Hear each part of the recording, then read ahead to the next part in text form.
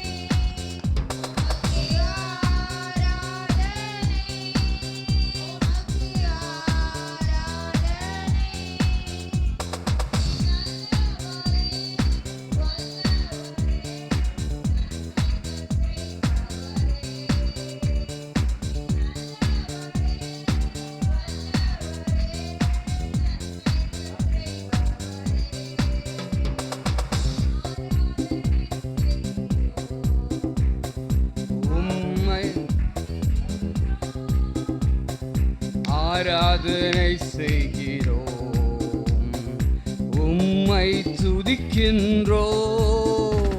நீர் நல்லவரே, வல்லவரே, நன்மைகள் செய்பவரே. நீ நல்லவரே, நன்மைகள் செய்பவரே. நீ நல்லவரே, பவரே. ஹல்லேலூயா. ஒரு நாளும் என்னை மறவா தெய்வம் நீரே, நன்றியோடு உம்மை துதிக்கிறோம். நன்றி இயேசுவே, எந்நாளும் இயேசுவே. ஒரு நாளும் என்னை மறவா தெய்வம் நீரே, நன்றியோடு உம்மை துதிக்கிறே. ஒரு நாளும் என்னை மறவா தெய்வம் நீரே, நன்றியோடு உம்மை துதிக்கிறே. உமக்கு நன்றி இயேசுவே, எந்நாளும் இயேசுவே. நன்றி இயேசுவே, எந்நாளும் இயேசுவே. ஒரு நாளும் என்னை மறவா தெய்வம் நீரே, நன்றியோடு உம்மை துதிக்கிறேன். ஒரு நாளும் என்னை மறவா தெய்வம் நீரே, நன்றியோடு உம்மை துதிக்கிறேன். வருடங்கள் காலங்களா என்னை வழுவாமல் காத்தீரையா, வருடங்கள் காலங்களா என்னை வழுவாமல் காத்தீரையா. உம் வல்ல கரத்தால் நீர் என்னை தாங்கினி, உம் சிறகாலே மூடி காத்திட்டீ. உம் வல்ல கரத்தால் நீர் என்னை தாங்கினி, உம் சிறகாலே மூடி காத்திட்டீ. நன்றி இயேசுவே, என்னாலும் இயேசுவே, நன்றி இயேசுவே, என்னாலும் இயேசுவே. ஒரு நாளும் என்னை மறவா தெய்வம் நீரே, உம்மை துதிக்கிறேன். ஒரு நாளும் என்னை மறவா தெய்வம் நீரே, நன்றியோடு உம்மை துதிக்கிறேன். வாக்கு தத்தம் தந்தவரே, உந்தன் வாழ்க்கை உண்மை உள்ளவரே. வாக்கு தத்தம் தந்தவரே, உந்தன் வாக்கில் உண்மை உள்ளவரே. யார் மறந்தாலும் நான் மறவேனே என்ற வாக்கெனக்கு அளித்தவரே. யார் மறந்தாலும் நான் மறவேனே என்ற வாக்கெனக்கு அளித்தவரே. நன்றி இயேசுவே, என்னாலும் இயேசுவே, நன்றி இயேசுவே, என்னாலும் இயேசுவே. ஒரு நாளும் என்னை மறவா தெய்வம் நீரே, நன்றியோடு உம்மை துதிக்கிறேன். ஒரு நாளும் என்னை மறவா தெய்வம் நீரே, நன்றியோடு எதிர்காலமும் கையிலே, எந்தன் பயம் யாவும் நீங்கியதே. சொல்லுவோம், எதிர்காலமும் கையிலே, எந்தன் பயம் யாவும் நீங்கியதே. நீர் என் பக்கத்தில் நான் பயப்படே, என் துணையாக இருக்கின்றீரே. நீர் என் பக்கத்தில் நான் பயப்படே, என் துணையாக இருப்பவரே. நன்றி இயேசுவே, என்னாலும் இயேசுவே, நன்றி இயேசுவே, என்னாலும் இயேசுவே. ஒரு நாளும் என்னை மறவா தெய்வம் நீரே, நன்றியோடு உம்மை துதிக்கிறேன். ஒரு நாளும் என்னை மறவா தெய்வம் நீரே.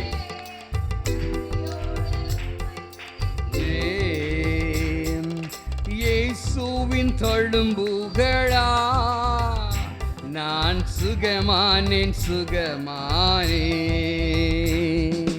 இயேசுவின் தழும்புகளா நான் குணமானேன், குணமானேன். நல்ல வைத்தியராய் நீர் என்னோடு இருந்தி, என் பலவீனம் யாவும் நீக்கினீ. நல்ல வைத்தியராய் நீர் என்னோடு இருந்தி, என் பலவீனம் யாவும் நீக்கினீ. நன்றி இயேசுவே, என்னாலும் இயேசுவே, நன்றி இயேசுவே, என்னாலும் இயேசுவே. ஒரு நாளும் என்னை மறவா தெய்வம் நீரே, நன்றியோடு உம்மை துதிக்கிறேன். எங்களை ஒரு நாளும்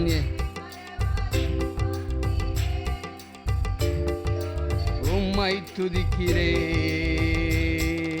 நன்றி இயேசுவே, என்னாலும் இயேசுவே.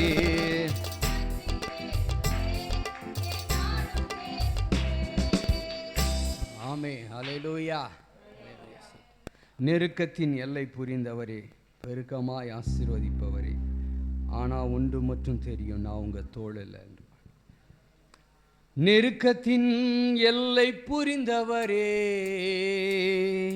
பெருக்கமாய் ஆசீர்வதிப்பவரே, நெருக்கத்தின் எல்லை புரிந்தவரே, பெருக்கமாய் ஆசீர்வதிப்பவரே, ஆனா ஒன்று மட்டும் தெரியும், நான் உங்க தோளில். ஆனா ஒன்று மட்டும் தெரியும், நான் உங்க தோளில்.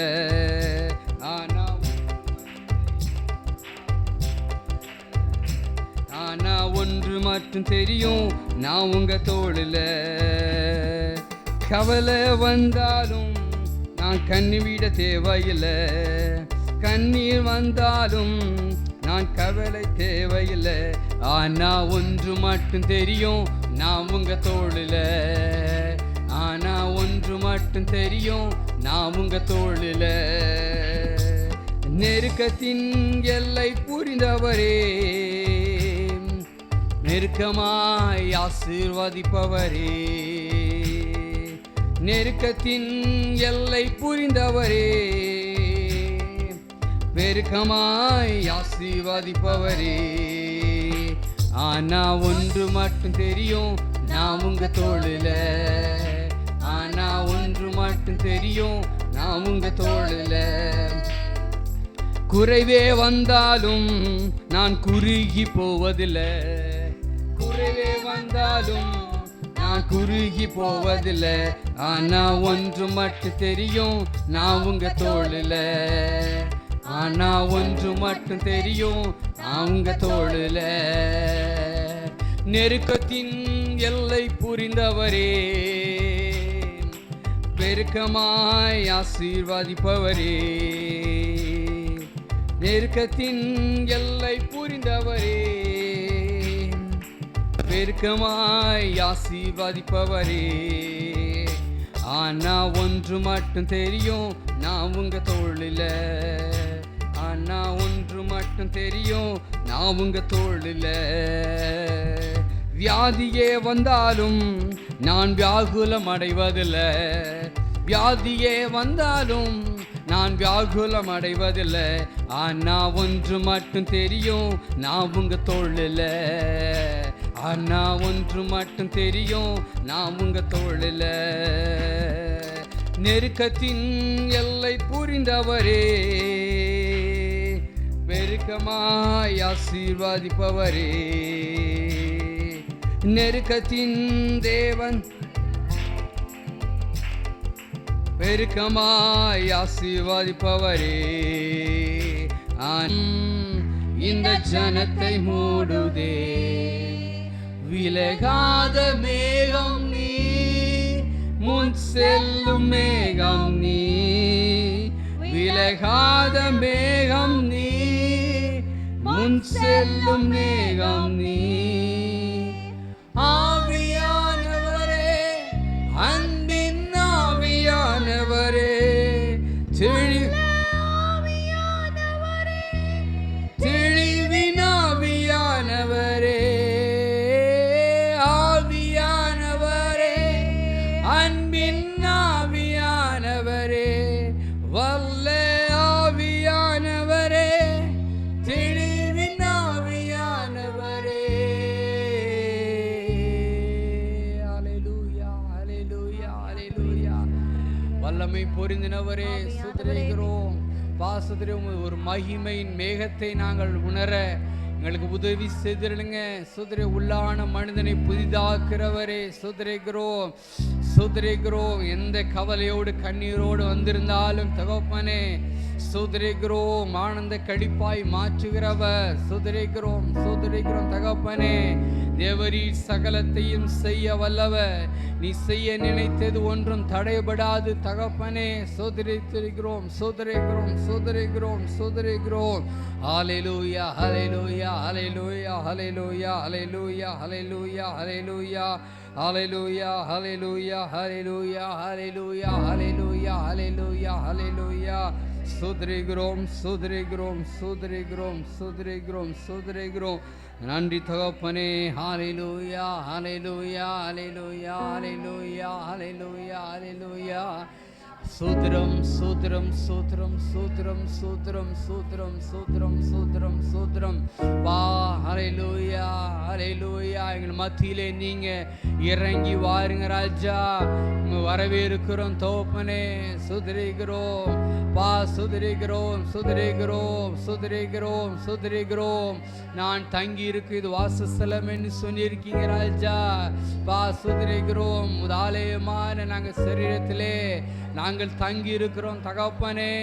சுதரிகிறோம் சுதரிகிறோம். துதி சோத்திர பலிகள் எல்லாம் ஏறெடுத்துக் கொள்ளுங்க. நாமத்தை உயர்த்துகிறோம். ஹல்லேலூயா ஹல்லேலூயா ஹல்லேலூயா ஹல்லேலூயா ஹல்லேலூயா.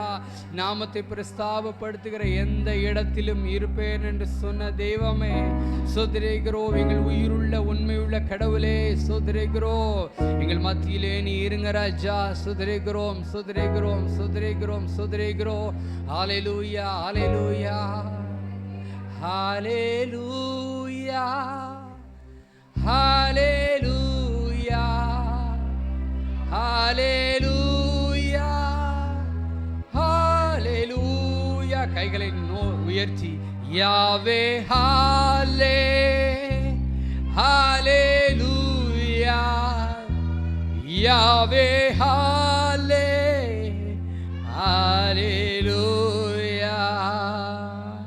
உங்க நாமம் உயரணும் இன்று மேன்மை அடையணும்.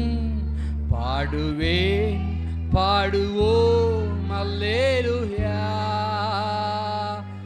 உங்க நாமம் உயரணும் மேன்மை அடையணும். பாடுவேன் பாடுவோம் அல்லேலூயா. உங்க நாமம் உயரணும் இன்று மேன்மை அடையணும். பாடுவேன் அல்லேலூயா. சிறைச்சாலை அடைப்பதில்லை, சங்கிலிகள் திறந்தரமில்லை. உங்க நாமம் உயர்த்தும் போது அஸ்திபாரம் நிலைப்பதில்லை. சிறைச்சாலை அடைப்பதில்லை, சங்கிலிகள் நிரந்தரமில்லை. உங்க நாமம் உயர்த்தும் போது அஸ்திபாரம் நிலைப்பதில்லை. இயேசுவே உங்க நாமமே உயரணும். அல்லேலூயா. சத்தமா சொல்லுங்க இயேசுவே. அவர் நாமம் உயர்த்தினாதான் எல்லாம் கிடைக்கும். அல்லேலூயா. இயேசுவே உங்க நாமமே உயரணும். அல்லேலூயா. உங்க நாமம் உயரணும் இன்று மேன்மை. பாடுவேன் பாடுவோம் அல்லேலூயா. உங்க நாமம் உயரணும் என்று பாடுவே. நாங்கள் பாடுறோம் அல்லேலூயா அல்லேலூயா. கைகளை உயர்த்தி அல்லேலூயா அல்லேலூயா அல்லேலூயா அல்லேலூயா. யாவே ஹல்லே ஹல்லேலூயா யாவே ஹல்லே ஹல்லேலூயா ஹல்லேலூயா ஹல்லேலூயா. நாமத்தை நாங்கள் உயர்த்துகிறோம் தகப்பனே. பாசது எல்லா நாமத்திலும் மேலானவர். பாசுதரைகிறோம் சுதரைகிறோம். வானத்தோ பூமியுள்ளோ பூமி கீழார யாவும் பாசுதரைகிறோம். நாமம் விளங்க பாசுதரைகிறோம். கால்களில் யாவும் சுதரைக்கிறோம். முடங்க யாவும் யாவும் அறிக்கை செய்யும் தகப்பனே, சுதரைக்கிறோம். உங்க நாமம் உயர்த்தும் பொழுது சிறைச்சாலை கதவுகள் உடையும் தகப்பனே. சுதரைக்கிறோம் சுதரைக்கிறோம் சுதரைக்கிறோம் சுதரைக்கிறோம் சுதரைக்கிறோம். கோலியாத்து போன்ற எங்களை சோதனைகள் இருந்தால் முறியடிக்கிறவர் தகப்பன். பாசத்தில் எந்த சூழ்நிலையும் நம்ம நாமத்தை உயர்த்த எங்களை உதவி செய்திருங்க தகப்பனே. சுதரைக்கிறோம் சுதரைக்கிறோம் சுதரைக்கிறோம். நீர் மாத்திரம் பெருகணும், நீர் மாத்திரம் பெருகணும். எங்களை முற்றிலுமாய் தரை மட்டும் தாழ்த்துகிறோம் தகப்பனே. எங்களுடைய பாடல்கள் ஆராதனைகள் எல்லாவற்றையும் நீரே சுதரைக்கிறோம் சுதரைக்கிறோம். ஆசீர்வாதத்திற்காக அங்கீகரிக்கிறதுக்காக நன்றி செலுத்துகிறோம் தகப்பனே. ஹல்லேலூயா. மகிமைப்படுத்துகிறோம் மகிமைப்படுத்துகிறோம் தகப்பனே. சுதரைக்கிறோம் சுதரை மீதியுள்ள பகுதியிலே நிறைய வழிநடத்த போறதுக்காக நன்றி செலுத்துகிறோம் ராஜா. சுதரைக்கிறோம் சுதரைக்கிறோம் சுதரைக்கிறோம் சுதரைக்கிறோம். இப்படி நின்றவன் நம்ம யாரை வச்சு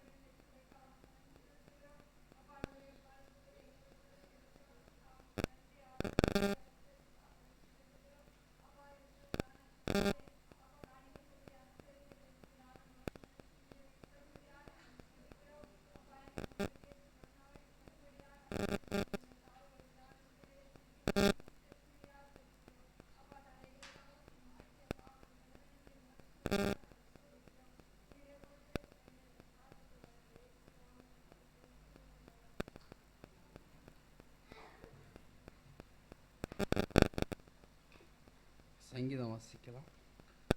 சங்கீதம் 79.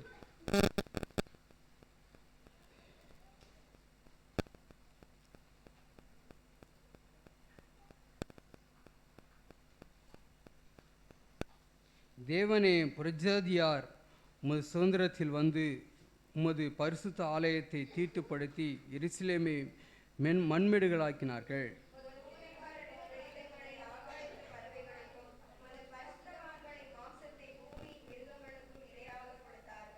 எருசலேமை சுற்றிலும் அவருடைய இரத்தத்தை தண்ணீரை போல சிந்தினார்கள். அவர்களை அடக்கம் பண்ணுவதும் இல்லை.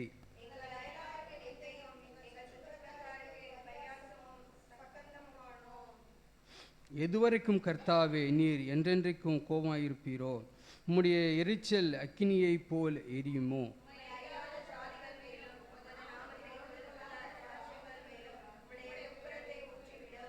அவர்கள் யாக்கோபை பட்சித்து அதன் குடியிருப்பை பாழாக்கினார்களே.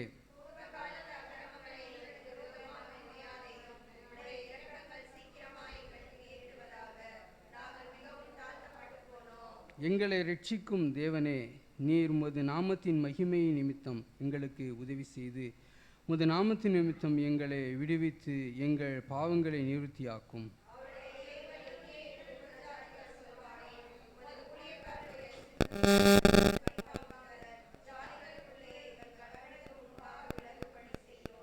கட்டுண்டனுடைய பெருமூச்சு உமக்கு முன்பாக வரட்டும். கொலைக்கு நியமிக்கப்பட்டவர்களை உமது பயபலத்தினால் உயிரோடே காத்தருளும்.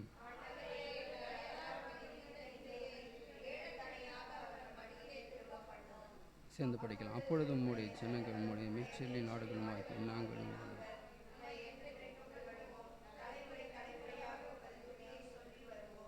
ஆமீன் ஆமீன். காணிக்கை செலுத்தலாம். ஆயிரம் ஆயிரம் நன்மைகள் அனுதினம் என்னை சூழ்ந்திட கிருபையும் இரக்கமும் அன்பும் கொண்டீரே. ஆயிரம் ஆயிரம் நன்மைகள் அனுதினம் என்னை சூழ்ந்திட கிருபையும் இரக்கமும் அன்பும் கொண்டீரே. நல்ல எபினேசராய் என்னை நடத்தி வந்தீரே.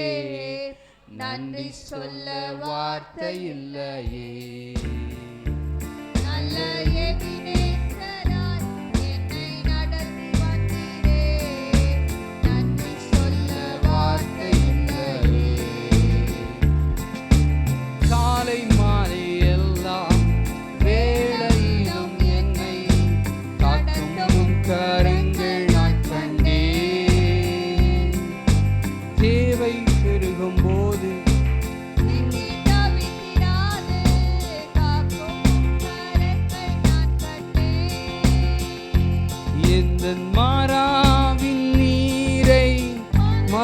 மதுரமாய் மாற்றும் நல்ல கர்த்தரே,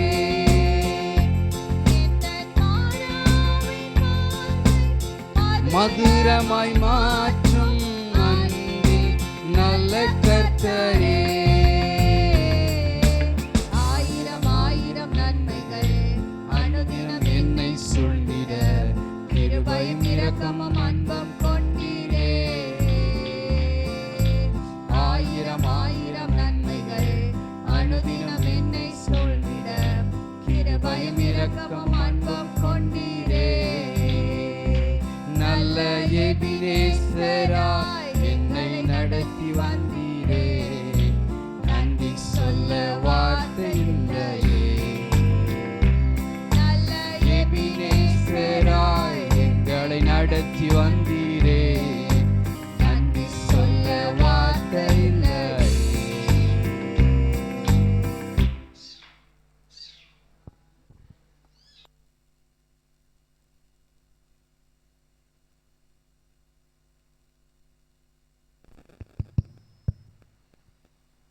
ஜெபிப்போம். கண்களை மூடினால் ஜெபிப்போம். ஸ்தோத்திரம் ஆண்டவரே, துதிக்கிறோம். பரவு நல்ல பிதாவே, இந்த அருமையான நல்ல வேலைக்காக மக்கள் நாங்கள் நன்றி செலுத்துகிறோம். இந்த மணிமேட்சி நாளை நீங்கள் கொடுத்ததற்காக நன்றி தகப்பனே. நாளை உண்மை மகிமைப்படுத்த மை ஸ்தோத்தரிக்க நீர் செய்த இரக்கங்களுக்காக நன்றி.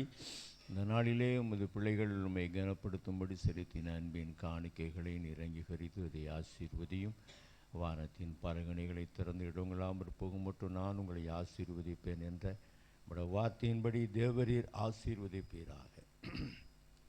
தொடர்ந்து இந்த ஆராதனை ஆவியானவரின் திருக்கரங்களில் அர்ப்பணித்து நாங்கள் ஜெபிக்கிறோம். ஆசீர்வதித்தாரும் நம்முடைய நாமத்தை மகிமைப்படுத்தும். இயேசுவின் மூலம் வேண்டுகிறோம் ஜீவனோட நல்ல பிதாவே, ஆமென்.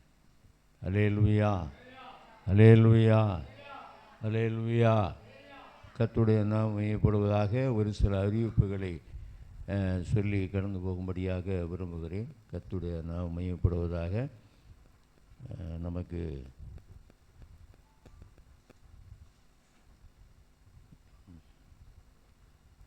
இந்த நாளில் நமக்கு கேரல்ஸ் சொல்லியிருந்தோம். ஆகவே அதை கடந்து போக வேண்டும். அதற்காக எல்லாம் கையை உயர்த்தினீங்க. எல்லோரும் சேர்ந்து தான் போய் செய்யப்பட வேண்டும். அப்படினால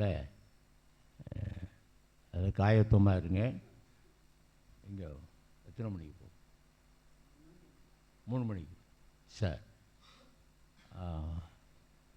3 மணிக்கெல்லாம் நம்ம யாவரும் சேர்ந்து அதில் போக வேண்டும். அதுக்காக நீங்கள் வந்து விடுங்க. போயிட்டு சாப்பிட்டுட்டு சீக்கிரமாக வந்துட்டிங்கன்னா எல்லோரும் சேர்ந்து போவதற்கு அது ஏதுவாக இருக்கும். கர்த்தருடைய நாமம் மையப்படுவதாக. அப்புறம் பெண்கள், ஆமாம், பெண்கள் மாநாட்டுக்கு ஒன்றும் பதிலே இல்லை. பெண்கள் இருக்கீங்களான்னு நினைத்து தெரியல. இல்லை ஆண்களாக மாறிட்டீங்களா? எல்லாம் இன்றைக்கு திருச்சியில் ஒரு கிறிஸ்தவ ஊர்வலம் நடக்குது. கிறிஸ்மஸ் நிகழ்ச்சி. கிட்டத்தட்ட 1000க்கு மேலே கூடுவாங்கன்னு சொல்லி நம்புகிறாங்க. ஆனால் இப்போ எல்லோரும் போனால் ஒன்று எல்லாருக்கும் அந்த இது கிடைக்கும், அந்த ட்ரெஸ்ஸை கொடுத்துட்றாங்க ஃப்ரீயாகவே. அது என்ன போடுறது? ஆமாம், அந்த கிறிஸ்மஸ் தாத்தா ட்ரெஸ்ஸை ஒவ்வொருத்தருக்கும் கொடுக்குறாங்க. அதோடு வந்துடலாம்.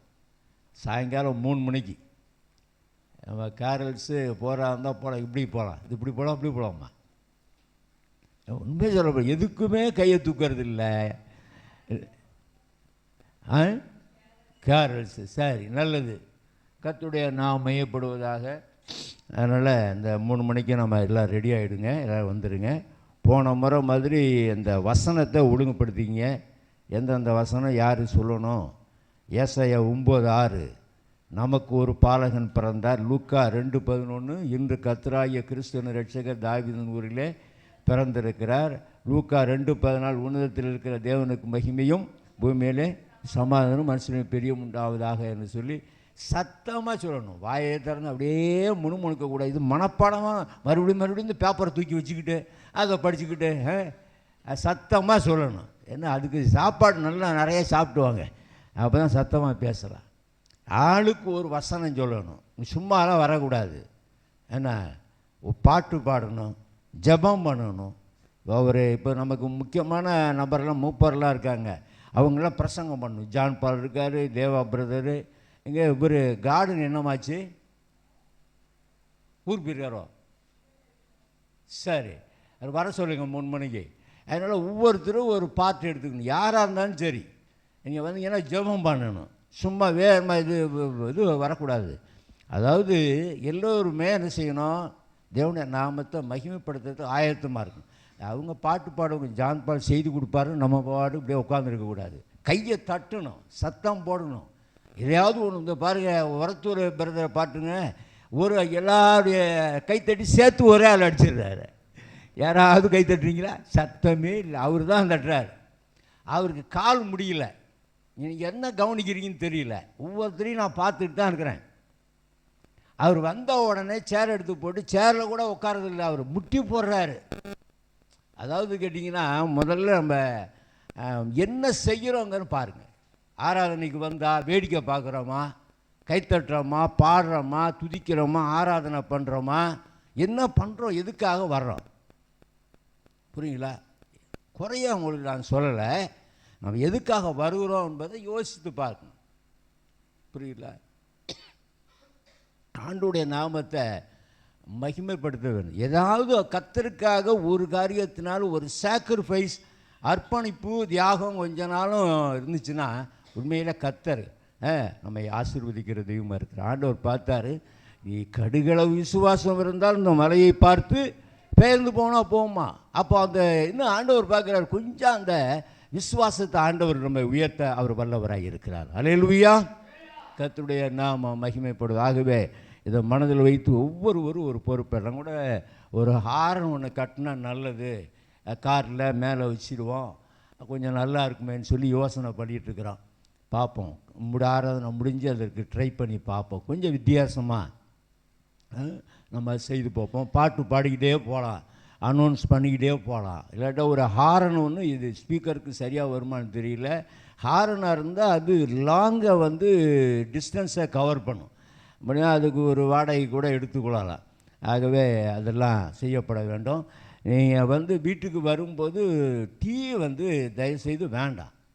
என்ன, அந்த டீ டைமுக்கு சாப்பிட்லாம், தப்பு ஒன்றும் கிடையாது. 3 மணி 4 மணிக்கோ ஒரு 5 மணிக்கோ சாப்பிட்லாம். போகிற வீட்டிலலாம் அதுக்காக நீங்கள் கர்த்தருக்காக கொடுத்துருங்க. ஒரு காணிக்கையாக கொடுத்தீங்கன்னா வேறு ஒரு செலவை நம்ம என்ன யூட்டிலைஸ் பண்ணலாம். ஆனால் அனாவசியமான செலவெல்லாம் நீங்கள் பண்ண வேண்டாம். புரியுதுல? அது மாதிரி செய்வோம். நிறைய நீங்கள் கர்த்தருக்காக கொடுங்க. இந்த நம்ம ஃபங்க்ஷனை நடத்தணும். நம்ம வீட்டு நம்ம ட்ரெஸ் எடுப்பதும் துணிமணி எடுப்பது அதையே யோசிக்கக்கூடாது. கர்த்தருக்காகவும் நம்ம கொடுக்க முன் வர வேண்டும். மனப்பூர்வமாய் கொடுக்கறது கர்த்தர் பிரியமாக இருக்கிறாரு. அப்போ ஆண்டவருக்கு எது பிரியமோ அதை நாம் செய்ய கற்றுக்கொள்ள வேண்டும். அப்போ தான் கர்த்தர் நம்மை ஆசீர்வதிப்பார். கர்த்தருடைய நாம் மையப்படுவதாக. ஆகவே இதை மனதில் வைத்துக் கொள்ளுங்க. அவர் வேறு எதுவும் செய்தி இருக்கா? வேறு ஒன்றும் இல்லை. ஆகவே தொடர்ந்து நாம் ஜெபம் பண்ணுவோம். கர்த்தர் நம்மை ஆசீர்வதிப்பாராக. ஒரு அவனுடைய வார்த்தையை நாம் தியானித்து நாம் கடந்து போவோம். ஏன்னா 3 மணிக்கு எல்லாம் திரும்பி வரணும். நான் கொஞ்சம் சீக்கிரமாக முடிக்க விரும்புகிறேன். ஒரு வசனத்தை வாசிக்கலாம். லூக்கா 18ஆம் அதிகாரம்.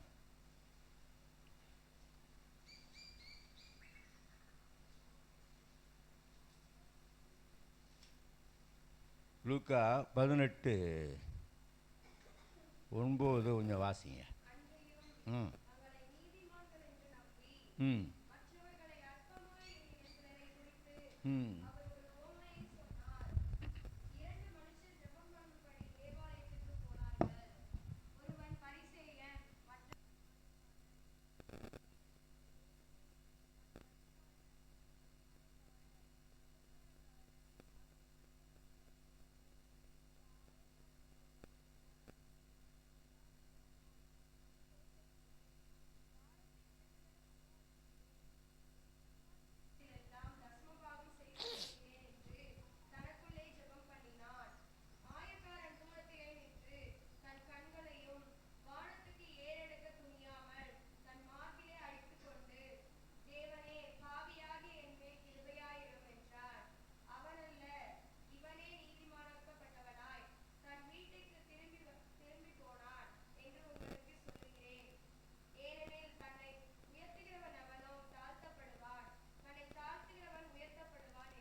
போதும். கர்த்தருடைய நாம் மையப்படுவது நாம் யாவரும் அறிந்த ஒரு பகுதி தான், நமக்கு தெரியும். இங்கே சொல்லப்படுகிற வார்த்தையை பார்க்கிறோம். அன்றியும் தங்களை நீதிமான்கள் என்று நம்பி மற்றவர்களை அற்பமா எண்ணின சிலரை குறித்து அவர் ஒரு ஓமையை சொன்னார். இங்கே ஆண்டவராகிய இயேசு கிறிஸ்து ஒரு ஓமையை சொல்லுகிறார். அன்றியும் தங்களை நீதிமான்கள் என்று நம்பி மற்றவர்களை அற்பமா எண்ணின சிலரை குறித்து அவர் ஒரு ஓமையை சொன்னார். அந்த சிலர் யார் என்று கேட்டால் கீழே சொல்லப்படுகிறது, 2 மனுஷர் ஜெபம் பண்ணும்படி தேவனுடைய ஆலயத்துக்கு போனார்கள். ஒருவன் பரிசேயன், மற்றவன் ஆயக்காரன் என்று சொல்லி. இப்போ நாமெல்லாம் ஆலயத்துக்கு வர மாதிரி அங்கே 2 பேர் ஆலயத்துக்கு போயிருக்கிறாங்க. 2 பேர் தான் போனாங்க மாத்திரமல்ல. ஒரு உதாரணத்துக்கு சொல்லப்படுகிறது, 2 மனிதர் ஜெபம் பண்ணும்படி தேவாலயத்துக்கு போனார்கள். ஆலயத்துக்கு போவது நோக்கம் என்ன? எதுக்காக? ஜெபம் பண்ணும்படி போகிறோம். அப்போது ஜெபம் பண்ணும்படி தேவனுடைய ஆலயத்துக்கு போனார்கள். ஒருவன் பரிசேயன், மற்றவன் ஆயக்காரன் என்று சொல்லப்படுகிறது. இந்த 2 பேரில் பரிசேயன் நின்று, தேவனே, நான் பரிகாரர், அநியாயக்காரர், விபச்சாரக்காரர் ஆகிய மற்ற மனுஷரைப் போலவும் இந்த ஆயக்காரனைப் போலவும் இராததினால் உம்மை ஸ்தோத்தரிக்கிறேன் என்று சொல்கிறார். ஆயக்காரனுடைய ஸ்டேட்மெண்ட் என்ன சொல்கிறாருன்னு கேட்டிங்கன்னா, மற்றவர்களை குற்றப்படுத்தி மற்றவர்களை விட நான் தான் சரியாக செய்கிறேன், பர்ஃபெக்டாக இருக்கிறேன் அப்படின்னு சொல்லி சொல்ல ஆரம்பித்தான் பரிசேயன். வாரத்தில் 2 தரம் என்ன செய்கிறாரா?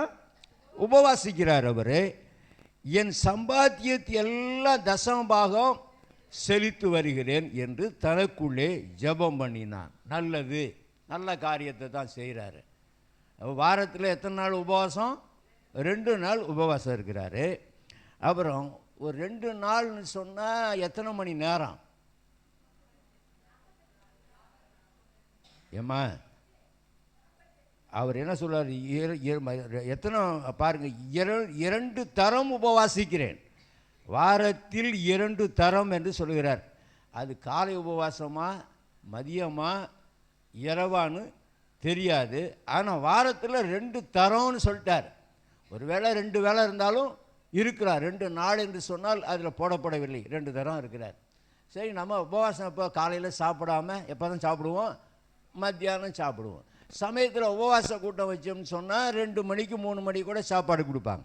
அப்போ நமக்கு 2 வேளை கட்டாகுதுன்னு வச்சுக்குவோம்.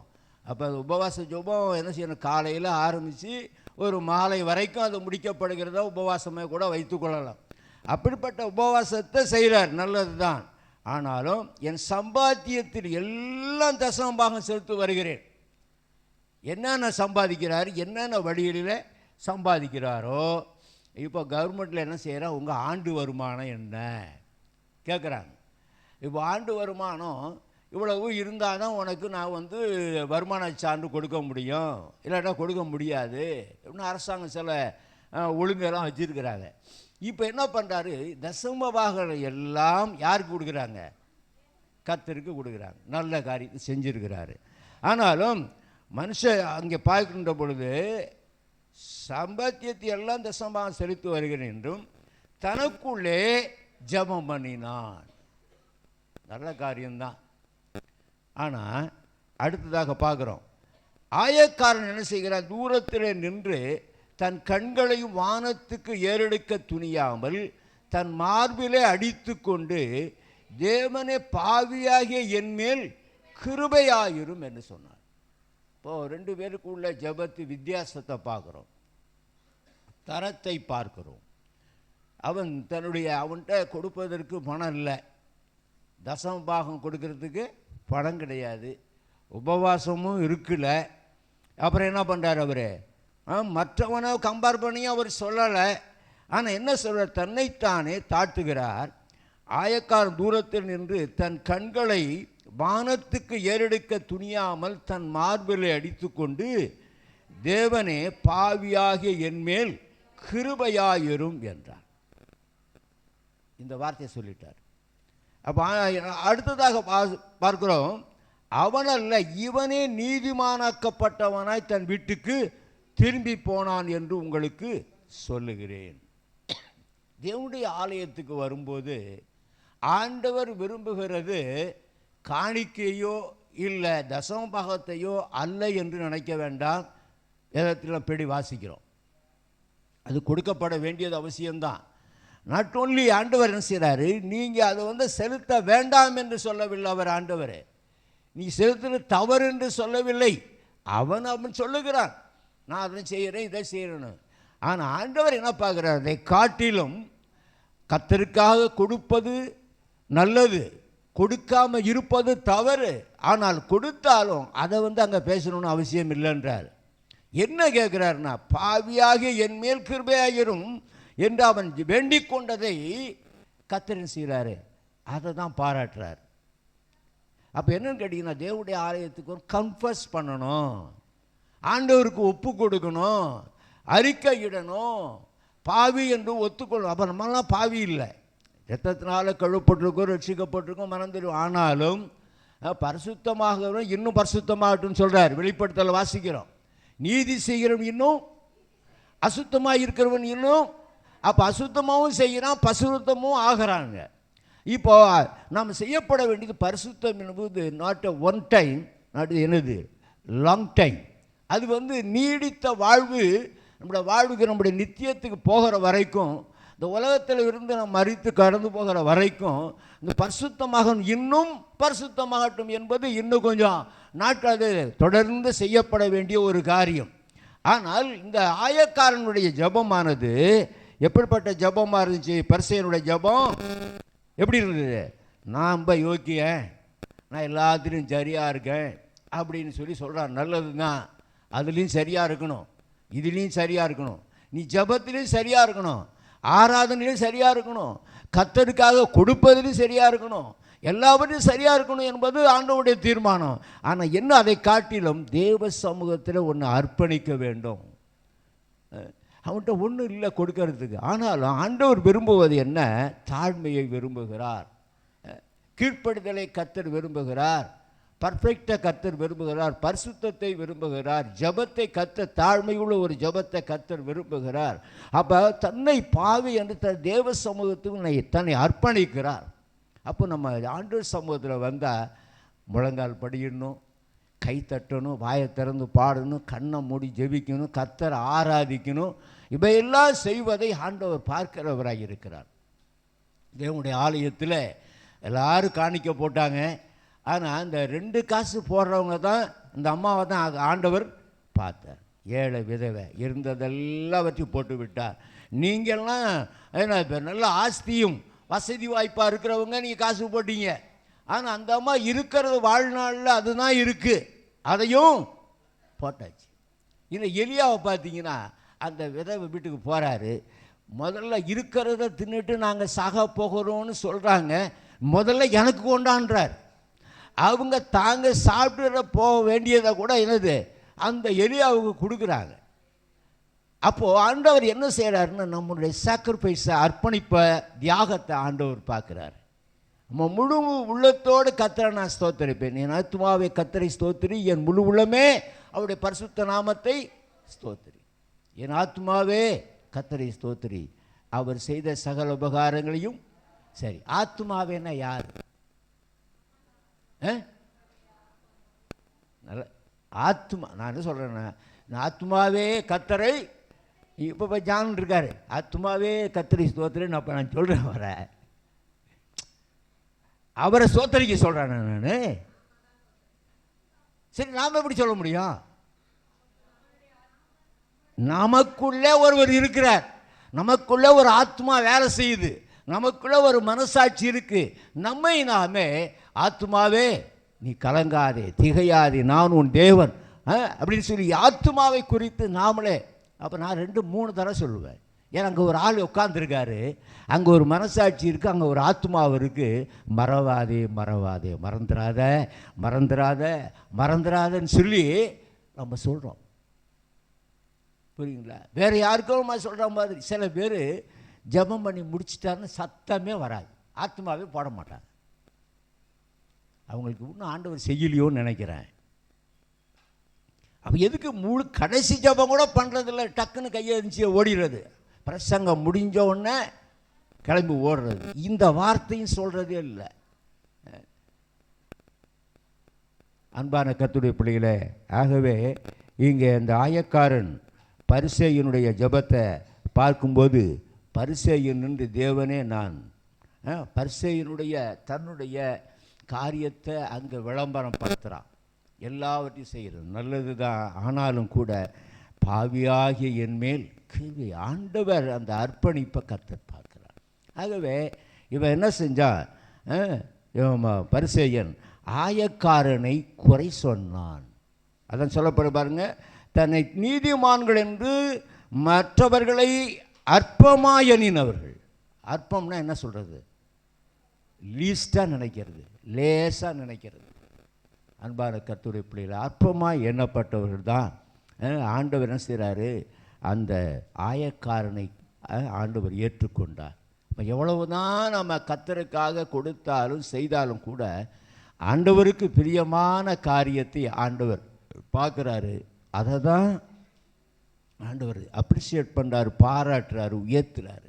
அப்போது நாம் எவ்வளவு செஞ்சாலும் கர்த்தருக்கு முதலிடத்தை கொடுக்க வேண்டும். அவருக்கு பிரியமானதை நாம் செய்கிறவர்களாக இருக்கும்போது ஆண்டவர் எதையும் பார்ப்பதில்லை, மற்றதெல்லாம் அவர் உள்ளத்தை ஆண்டவர் பார்க்குறார். மனிதன் முகத்தை பார்க்கிறான், ஆண்டவர் என்னத்தை பார்க்குறாரா? உள்ளத்தை பார்க்குறார். அப்போது மற்றவர்களை நாம் அற்பமாக நினைக்கக்கூடாது. மற்றவர்களில் வாசிக்கிறோம், சின்ன பிள்ளைங்க ஆண்டவர் பார்த்தார், 5000 பேர் சாப்பிட்டாங்க. ஆனால் சின்ன பிள்ளைகளிடத்துல தான் அந்த அப்போதும் வச்சுருந்தார். எத்தனை அப்பம் அது கொடுத்தாரு தான். மீன் வச்சுருந்தாங்கல்ல, எத்தனை மீன்? 2 மீன். சிறு பிள்ளைகளிடத்துலேருந்து கர்த்தர் ஆசீர்வாதத்தை கொடுக்குறார். அப்போது சின்ன பிள்ளைகளை கூட நம்ம அற்பமாக நினைக்கக்கூடாது, அவர்களையும் தேவ சமூகத்தில் கொண்டு வர வேண்டும். ஏன்னா அவர்களுக்கென்று தூதர்கள் இருக்கிறார்கள். சிறு பிள்ளைகளை நாம் அற்பமாக எண்ணவே கூடாது.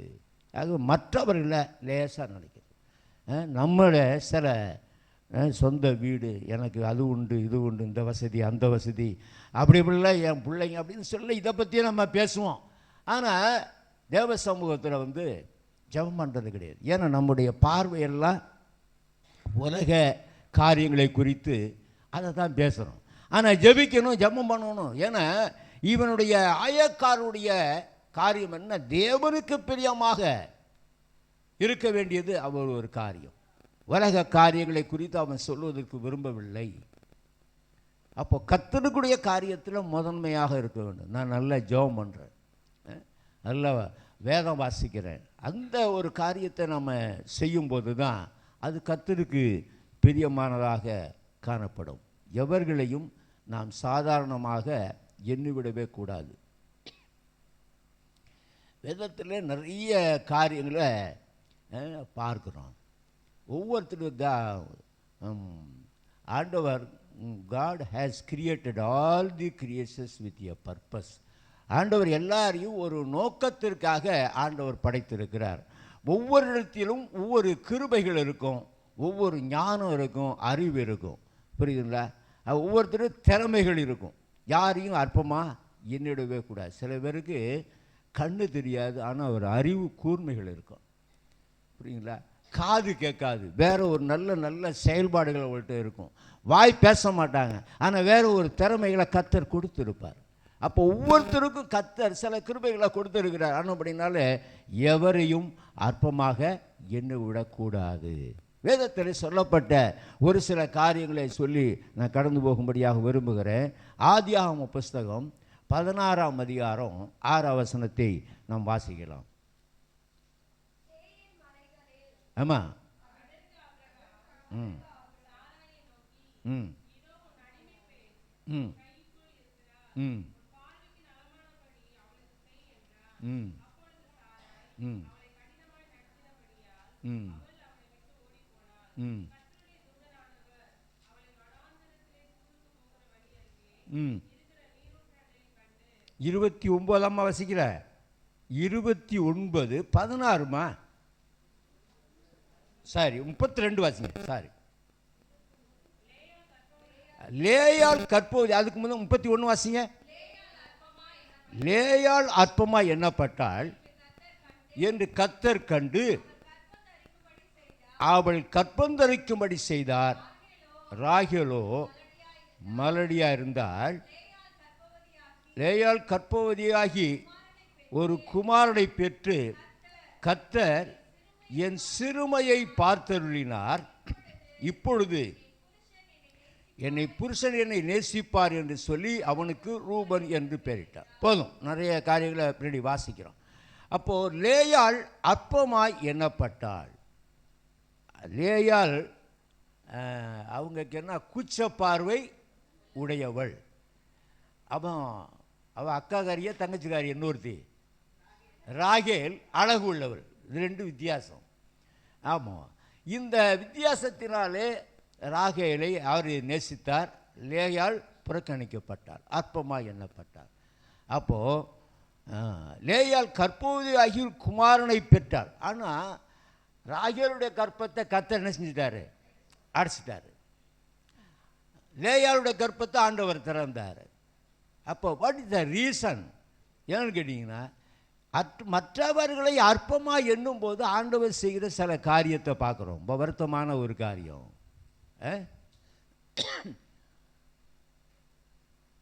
லேயாளும் அப்புறம் இன்னொருத்தி யாரு? ராகேல் யாரு? அக்கா தங்கச்சி சொல்லுங்க. சகோதரிகள் எல்லாம் இருக்கட்டும். சகோதரி எல்லாம் சகோதரி. அக்கா தங்கச்சி, அக்கா ஒரே வீட்டில் இருக்கிற அக்கா தங்கச்சிக்குள்ள என்னது போட்டி பொறாமை. அப்போ என்ன நடந்திருக்குன்னா, நீ அழகாக இருக்கிற, நீ கேவலமாக இருக்கிற. சில வீடுகளை பார்த்தீங்கன்னா ஒரு பிள்ளைங்க வந்து நல்லா சிவப்பாக இருக்கும், இன்னொன்று கருப்பாக இருக்கும். ஏன்னா கருப்பாக இருந்தால் கருப்பின்னு சொல்லுவாங்க, வெள்ளைச்சின்னு சொல்லுவாங்க. இதெல்லாம் நடந்திருக்குமோன்னு நினைக்கிறேன் நான். அப்போ இவங்களுக்குள்ள அப்போது வந்து லேயாள், சாரி இன்னொருத்தி பேர் என்ன, ராகேல் அவளை இன்சிட் பண்ணியிருப்பா. கண்டிப்பாக, நீ என்ன பெரிய ஆள், நீ என்ன என் கலரை பாரு, என் ட்ரெஸ்ஸை பாரு, என் மேக்கப்பை பாரு, நான் எப்படி இருக்கேன், நீ என்ன கருப்பாக பறந்துருக்க அப்படின்னு சொல்லி ஏதோ கிண்டல் கேலி பண்ணியிருக்கலாம். இதில் கருப்பு மாத்திரம் இல்லாமல் கண்ணு வேற கூச்ச பார்வை, ஒன்றரை கண்ணு மாதிரி. ஸோ என்னாச்சு நடந்துச்சு கேட்டிங்கன்னா, அங்கே ஒரு பேச்சுவார்த்தை நடைபெறும். ஆண்டவர் எவ்வளவாய் இழிவாய் அந்த லேயாளை இவள் நினைத்தார். ஆனால் ஆண்டவர் என்ன பண்ணிட்டாரு, யாரை அற்பமாக நினைக்கிறோமோ நம்முடைய வாழ்வில் என்ன நடக்கும்னு யோசிக்கணும். புரியுங்களா? ஆண்டவர் மற்றவர்களை இழிவாக நினைக்கும் போது அவங்க அப்படி இருக்கிறாங்க, இப்படி இருக்கிறாங்க, அது அப்படி இது இப்படின்னு சொல்லி நம்ம நினைக்கவே கூடாது. ஆண்டவர் என்ன பண்ணுறாரு, நம்ம மெயினை வந்து ஆஃப் பண்ணிடுறாரு, லைட் எரியாமல். ரொம்ப வருத்தமான ஒரு காரியமாக காணப்படுகிறது. அப்போ மறுபடியும் அவன் என்ன சொல்கிறார், லேயாள் அற்பமாக எண்ணப்பட்டாள் என்று கர்த்தர் கண்டு அவள் கற்பந்தரிக்கும்படி செய்தார். ஏன் வேற செய்யக்கூடாதா? ஏன் அவள் லேயாள் அற்பமாக, அப்போது எவ்வளவு தூரம் அவளை அற்பமாக வெள்ளி தள்ளி இருக்கிறாள், அவள் பேசியிருக்கக்கூடும். ராகேல் தன்னுடைய மேன்மையை குறித்தும் தன்னுடைய உயர்வை குறித்தும் அழகை குறித்தும், அழகும் சௌந்தரியமும் வீண் என்று சொல்லப்படுகிறது. தன் சொந்த சகோதரி, ஒரே வயிற்றில் பிறந்த சகோதரி, மற்றவங்க கூட கிடையாது. இப்போ இதே குடும்பத்தில் எத்தனை வாக்குவாதங்கள் இன்றைக்கு நடைபெறுகிறதா பார்க்கிறோம். ஒரு கண்ணுக்கு, ஆமாம், ஒரு கண்ணுக்கு இதெல்லாம் பார்த்துட்டு இருக்கிறோம். ஆனால் ஆண்டவர் என்ன செய்து விட்டார், ராகேல் பெற்றோர்களுடைய பேரை கிடையாதுங்க. பெற்றோர்கள் ஒன்றும் ரெண்டு பார்வையில், பிள்ளைகள்லாம் எல்லாம் ஒரே பார்வையில் தான் பெற்றோர்கள் பார்க்குறாங்க. ஆனால் அக்கா தங்கச்சிக்குள்ள என்ன நடந்தது, இவளை, ஆமா, ராகேல் வந்து இவளை துச்சமாக நினைத்தாள். ஆனால் பேரண்ட்ஸ் நினைக்கவே இல்லை. சகோதரியை இழிவாக நினைத்தால், அற்பமாக எண்ணினார். ஆண்டவர் பார்த்தாரு, பெற்றோர்கள் மேலே பழி போடலை, ஆண்டவர் ராகேலுடைய கர்ப்பத்தை அடைத்து விட்டார். ஆண்டவர் இங்கே டோரை க்ளோஸ் பண்ணிட்டார், இங்கே ஒரு டோரை திறக்கிறாரு. அன்பான கர்த்தருடைய பிள்ளைகள், இது நாம் யோசிக்க வேண்டியது மிகவும் அவசியமாக இருக்கிறது. ஆனபடினால தான் நிறைய காரியங்களை சொல்லுவார். அவருடைய லேயாளுடைய சந்ததியில் தான் யூதா பிறக்கிறார். யூதா கர்த்தரை துதிப்பேன் என்று சொல்லி அவனுக்கு யூதா என்று பெயரிட்டான். ஆண்டவர் நம்ம எல்லாம் துதிக்க பிறந்தவர்கள், நாமெல்லாம் ஆண்டவரை கர்த்தரை ஆராதிக்க பிறந்தவர்கள். அன்பான கர்த்தருடைய, ஆகவே அற்பமாக எண்ணப்பட்ட அந்த லேயாளுக்கு ஆண்டவர் அற்புதங்களை செய்தார், சந்ததியை பெருக பண்ணினார். சற்று நாம் யோசிக்க வேண்டிய ஒரு காரியமாக காணப்படுகிறது வேதத்தில். இன்னொரு வசனத்தை கூட வாசிப்போம். ஆதியாகமம் 16:6 வசனத்தை வாசிப்போம். ம் ம்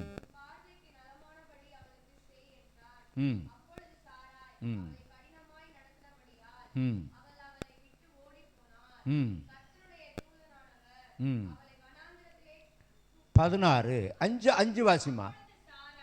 அப்பொழுது சாராய் ஆபிராமை நோக்கி, எனக்கு நேரிட்ட அநியாயம் உமது மேல் சுமரும், என் அடிமை பெண்ணை முடுமடியிலே கொடுத்தேன், அவள் தன் கற்பவதியானதைக் கண்டு என்னை அற்பமாய் எண்ணுகிறாள், கர்த்தர் எனக்கும் உமக்கும் நடுநின்று நியாயம் தீர்ப்பாராக என்றார். இங்கே பார்க்குறோம், ஆகார் ஒரு குழந்தைய, அடிமை பெண், அவள் குழந்தையை பெற்றெடுக்கிறாள். ஆனாலும் அவள் தான் கற்பவதியானதை கண்டு, ஆனால் என்னது, யாரை அற்பமாக என்னன்னா சாராள. அங்கே லேயாள் கதையை பார்த்தீங்கன்னா, லேயாளை அற்பமாக நினைச்சா ஆண்டவர் ராகேலுடைய கர்ப்பத்தை அடைச்சிட்டு அதை அங்கே திறந்து வைக்கிறாரு. இங்கே என்ன பண்ணுறாரு, ஆகார் என்ன பண்ணா, தான் கற்பவதியாக இருக்கிறேன் என்று சொல்லி சாராளை கவலைப்படுத்தினார்.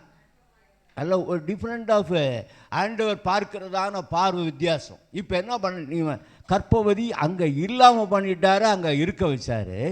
இப்போ இருக்க வச்சிருக்கிறாரு. ஆனால் இவன் என்ன பண்ணுறா, இல்லாத ஆளை பார்த்து கிண்டல் பண்ணுறா, கேலி பண்ணுறா. பாரு, எனக்கு மட்டும் புள்ள கொடுத்துட்டார் பற்றியா.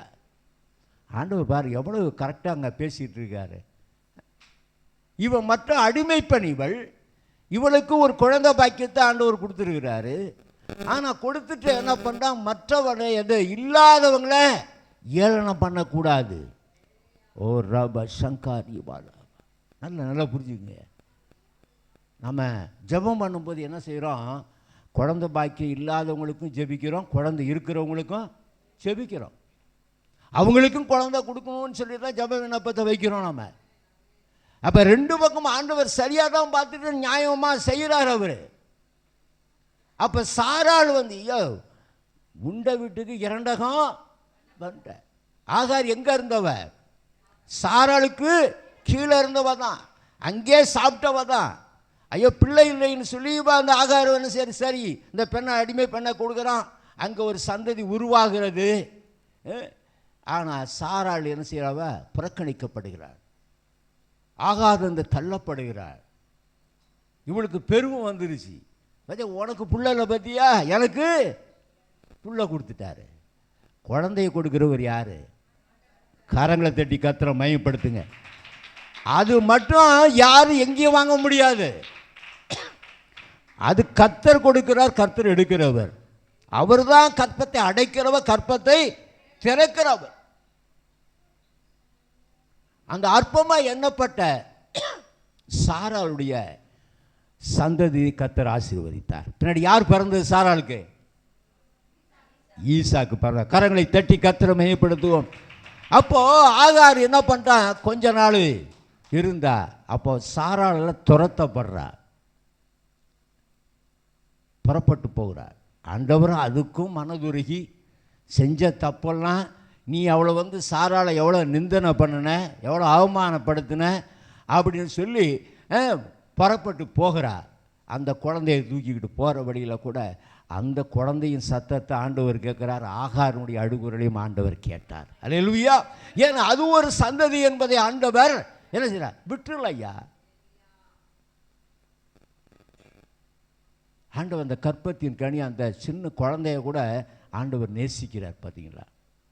ஏதோ தெரியாமல் அவர் சொல்லிட்டார், அது வார்த்தை. ஆனால் ஆண்டவர் தம்முடைய வாக்கு தத்தத்தை நிறைவேற்றும்படிக்கு சாராளை தான் ஆண்டவர் வச்சிருக்கிறாரு.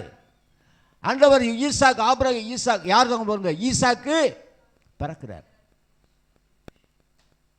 அன்பான கர்த்தருடைய பிள்ளைகளை எதற்காக சொல்லுகிறேன்? ஆண்டவர் ரெண்டு நியாயத்தை கரெக்டாக கொண்டு போகிறார். ஆகவே மற்றவர்களை அற்பமாய், ஆமாம், ராகேல் அழகை பார்த்து தன்னுடைய அந்தஸ்தை பார்த்து மேன்மை பாராட்டி லேயாளை புறக்கணித்தார், அவளை கிண்டல் கேலி பண்ணார். ஆண்டவர் மெயினாக அங்கே ஆஃப் பண்ணிட்டார். இவருடைய சந்ததி ஆண்டவர் பெருக பண்ணார். இங்கே பார்க்கும்போது சாராளுக்கு குழந்தை இல்லை தான், ஆனால் ஆகார் குழந்தையை எடுத்தோன்னா அவளை வந்து என்ன செய்கிறாரு? அவமானப்படுத்தி நிந்தைக்குள்ளாகும்போது ஆண்டவர் என்ன பண்ணுறாரு? அதுக்கு ஏற்ற போல ஆண்டவர் வேற ஒரு சந்ததி வாக்குத்தத்தத்தின் குழந்தையை ஈசாக்கு கொடுக்கிறார். அல்லேலூயா. ஏன்னா சாராளுக்கு கர்த்தர் ஏற்கனவே சொல்லிட்டாரு, ஒரு குழந்தை தருவேன்னு சொல்லி. ஆனால் இந்த அவசரமாக சில காரியங்கள் பண்ணதுனால தான் இந்த காரியம் நிகழ்ந்தது. ஆகார கொடுத்தது தப்பு தான். அப்போ தான் சாராளும் உணர்கிறார். சில நேரத்தில் ஆண்டவர் நமக்கு ஒரு காரியத்தை செய்யவில்லை என்று அவசர புத்தி இருக்கக்கூடாது.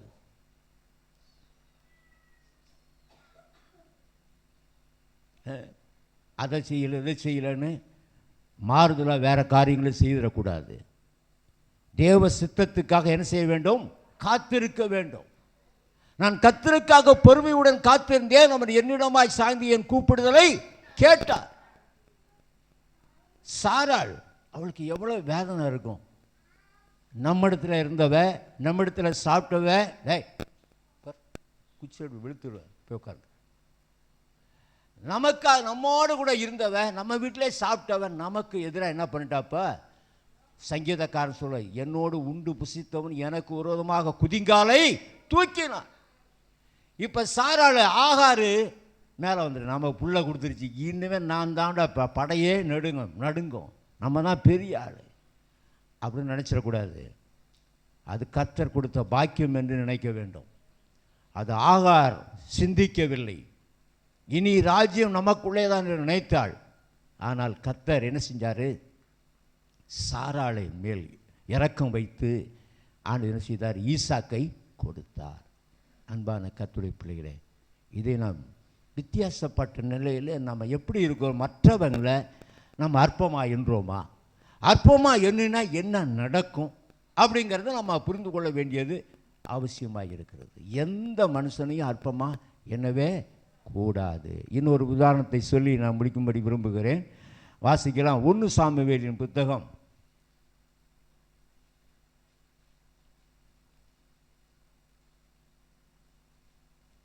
17.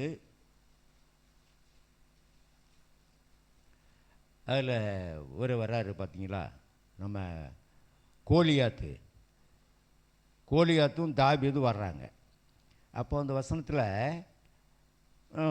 தாவீது என்ன பண்ணுறாரு? கோலியாத்தை அடிக்க போகிறார். அதுக்கு ஒரு வார்த்தை கேட்குறாங்க பாருங்க, ஒரு நாயான்னு ஒரு கேட்குறான் பாருங்க. அந்த வசனத்தை பாருங்க கொஞ்சம்.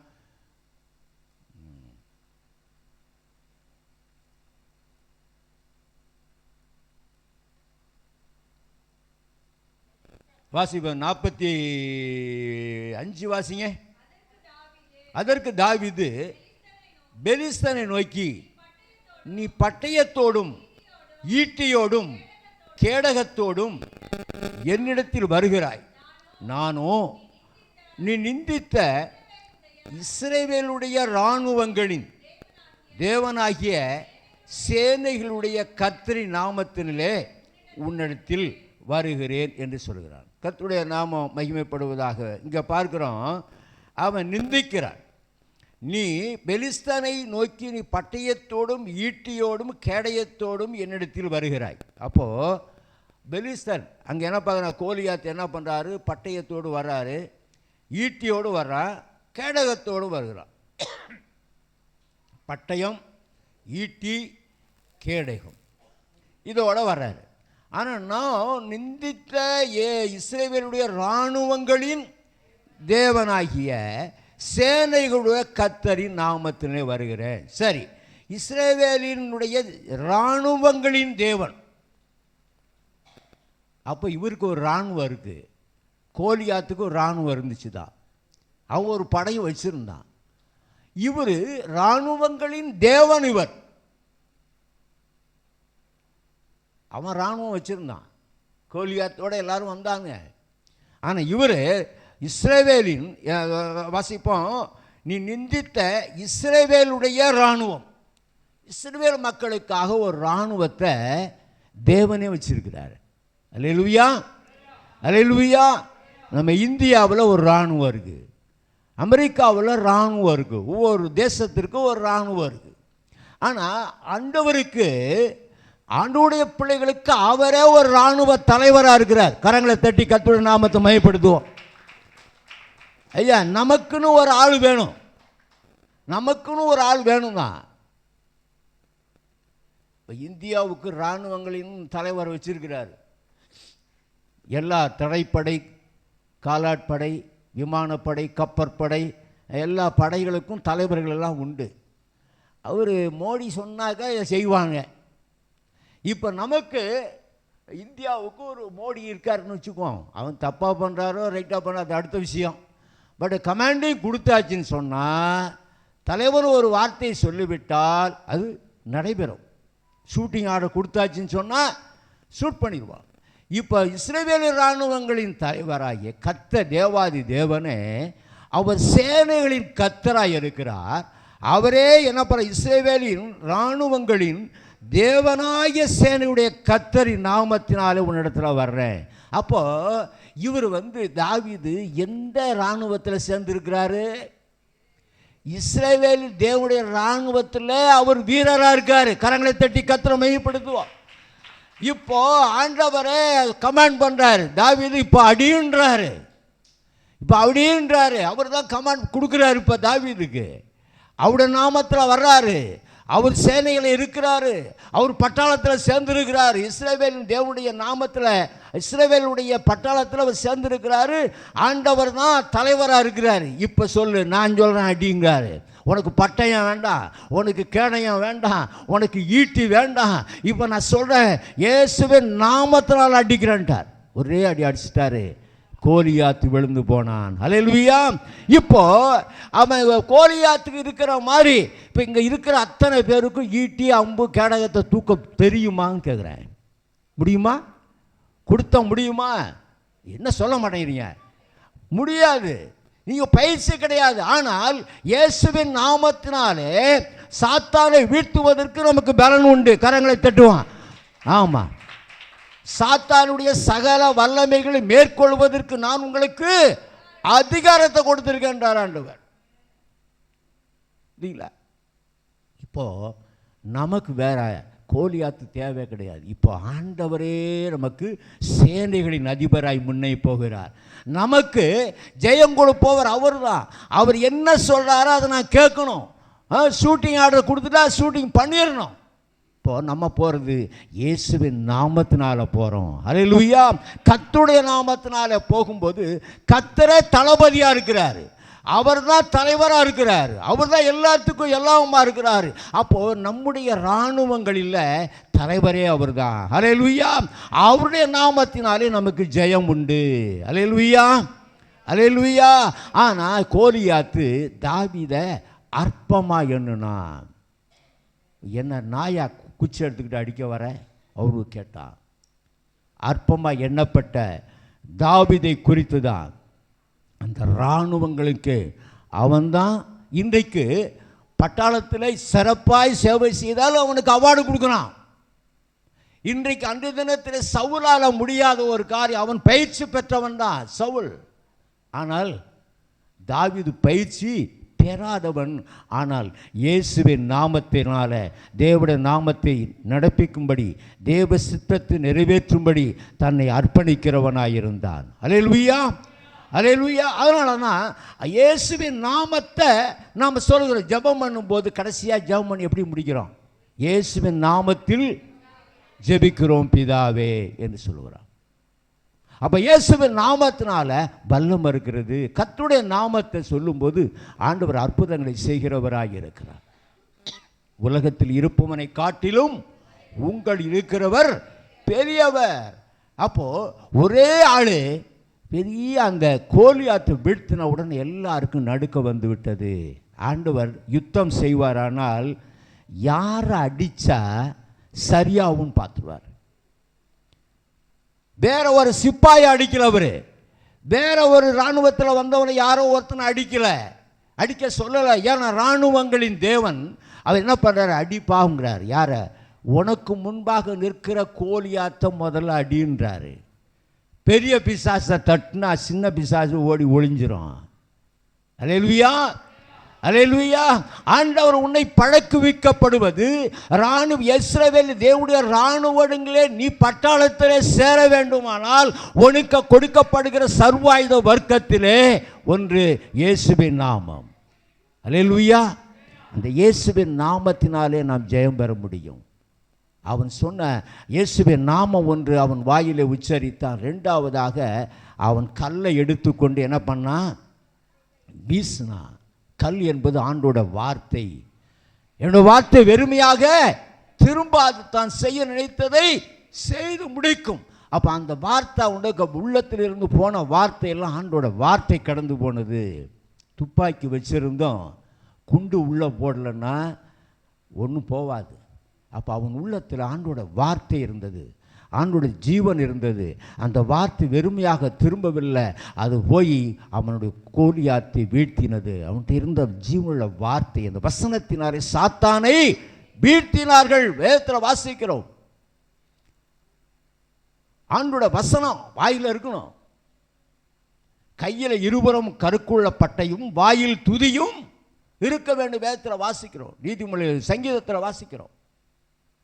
அப்போ கையில் பட்டை இருக்கணும், ஆண்டோட வார்த்தை இருக்கணும், வசனம் இருக்கணும், வாயில துதி இருக்கணும், ஸ்தோத்திரம் இருக்கணும். அப்போதான் சாத்தான் விடுவான். அல்லேலூயா. நமக்கு கொடுக்கப்பட்டிருக்கிற பட்டயம் என்ன? இருபுறம் கற்குள்ள பட்டயம், வாயிலே துதி. இது ரெண்டும் தான் நமக்கு அன்னைக்கு கோலியாத்துக்கு இருந்தது. என்ன அது? ஈட்டி, பட்டயம், கேடயம் இருந்தது. இருந்து மாம்சத்தினால் அவரால் ஒன்றும் மேற்கொள்ள முடியல. ஆனால் கர்த்தர் நம்மோடு கூட இருக்கிறபடினாலே நம்முடைய ஆவியின் பட்டயம் துதி ஸ்தோத்திரம் இருக்குமானால் சாத்தானை சுலபமாக விட்டு விடலாம். நாமெல்லாம் நம்மளை பட்டாளத்தில் ஆண்டோடைய பட்டாளத்தில் சேர்க்கப்பட்டு இருக்கிறோம். இதுக்கு லஞ்சமெல்லாம் கிடையாதுங்க. ஆண்டவர் ஒப்பு கொடுத்தோமான ஆண்டவர் உடனே அப்பாயின்மெண்ட் கொடுத்தப்பா நீ ஜாயின் பண்ணிக்கப்பா. யாராருக்கெல்லாம் ஜெபிக்க முடியுமோ, யாராருக்கெல்லாம் ஆண்டோட வசனம் தெரியுமோ, யாரெல்லாம் ஆண்டோட நாமத்தை மையப்படுத்த முடியுமோ அவங்கெல்லாம் அந்த பட்டாளத்தில் சேர்ந்துக்கன்றார் ஆண்டவர். அவர் தான் ரெக்ரூட் பண்ணுறவர், அவர் தான் தேர்வு செய்கிறவர், அவர் தான்.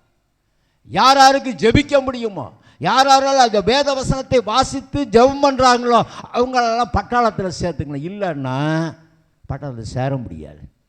இராணுவங்களின் தேவன் அவர், இராணுவங்களின் தேவன். அன்பான கர்த்தருடைய பிள்ளைகளே, ஆகவே இங்கே பார்க்கின்ற போது கோலியாத் தாவீதை அற்பமாய் ஆடு மேய்த்தவன் அரசனானான். அல்லேலூயா. கரங்களை தட்டி கர்த்தரை மகிமைப்படுத்துவோம். ஒருவேளை மற்றவர்கள் பார்த்து உங்களை அற்பமாக எண்ணலாம். தேசத்திலே, கிராமங்களிலே, குடியிருக்க இடத்திலே உங்களால் என்ன செய்ய முடியும், உங்களால் என்ன பண்ண முடியும்? ஆனால் உலகத்தில் இருப்பவனை காட்டிலும் நமக்கு குடியிருக்கிறவர் பெரியவர். ஆண்டவர் நம்மை கொண்டு பெரிய காரியங்களை செய்ய முடியும். அல்லேலூயா. ஆடு மேய்க்கிறோம். ஒருவேளை நீங்கள் ஊரில் என்ன ஒன்று படிக்கிறத விட ஆடு மேய்ச்சி ஆளாக போகலாம். படித்து பாழாக போகிறத விட ஆடு மேய்ச்சி ஆளாக போகும். இந்த வசனத்தை சொல்லிக்கிட்டு தர்றாங்க. ஐயா, நீ ஆடு மேய்ச்சியோ மாடு மேய்ச்சியோ எந்த தரத்தில் இருக்கிறாயோ மற்றவர்கள் பார்வையில் நீ லீஸ்டாக எண்ணப்படலாம், அற்பமாக எண்ணப்படலாம். ஆனால் ஆண்டவரை தேடுபவர்கள் கர்த்தர் என்ன செய்வார்? உயர்ந்த அடைக்கலத்தில் வைக்கிறவராக இருக்கிறார். அன்றைக்கு தாவீதை கோலியாத் என்ன செய்தான்? லேசாக நினைச்சான். கர்த்தர் அவனிடத்தில் எல்லா கிருபைகளை கர்த்தர் கொடுத்து அந்த கோலியாத்தை வீழ்த்தினான். கடைசி என்ன பண்ணான்? அவன் பட்டயத்தை எடுத்து அவனை கொன்று போட்டான். அல்லேலூயா, அல்லேலூயா. அன்பான கர்த்தருடைய பிள்ளைகளே, ஆகவே மற்றவர்களை அற்பமாக எண்ணுவர்களை குறித்து நாம் என்ன செய்யணும்? ரொம்ப சிந்திக்க வேண்டியது அவசியமாக இருக்கிறது. ஊரில் நம்ம ஒரு ஆளாக இருக்கிறோம், நம்ம 10 பேர் இருக்கோம், சாதிச்சிடணும். இல்லை, முடியவே முடியாதுங்க, முடியவே முடியாது. அன்பான கர்த்தருடைய பிள்ளைகளே, அன்றைய தினத்தில் ஆரம்ப காலங்களில் ஊழியம் வளர்ச்சிக்கு யார் தான் இருந்தாங்கன்னாக்கா ஆசிரியர்கள் தான் ஊழிய வளர்ச்சிக்கு இருந்தாங்க. இப்போ தான் ஊழியக்காரங்க கிளம்பியிருக்கிறாங்க. அப்போது எங்கள் அப்பா இந்த பக்கத்தில் தாமஸ் வாத்தியார், இம்மானுவேல் பிரான்சிஸ் அவரும் வாத்தியார் தான். நிறைய எங்கள் போதனையூரில் இவர் வின்சன் லாஸ் இருந்தார், அவங்க அப்பா அவங்க அண்ணார் இருந்தார் வாத்தியார். அந்த நாட்களில் ஆசிரியர்கள் கொண்டு தான் ஊழியமே நடைபெற்றது. எல்லாம் ஆடுதுறை பெருமக்களை வில்லியம் செய்ய இல்லைங்க. அங்கே வாத்தியார்கள் வீடே செட் ஆகிட்டாங்க, எல்லாருமே வாத்தியாருங்க தான். இப்போ எல்லோரும் போயிட்டாங்க, எல்லா வாத்தியாருமே போயிட்டாங்க. ஒரே ஒருத்தர் தான் ரிட்டையர்ட் ஆகிட்டு இருக்கிறார், எங்கள் சித்தப்பா மட்டும் இருக்கார். மீதி எல்லாம் காலம் கிடையாது. அவங்கெல்லாம் அந்த நாட்களில் ஆசிரியர்களை வைத்து தான் ஊழியம் நடைபெறாங்க. அப்போ ஆசிரியர்கள்னால் கடவுளாக வழிபட்டாங்க. வாத்தியார் வர்றாருன்னா என்ன பண்ணிடுவான்?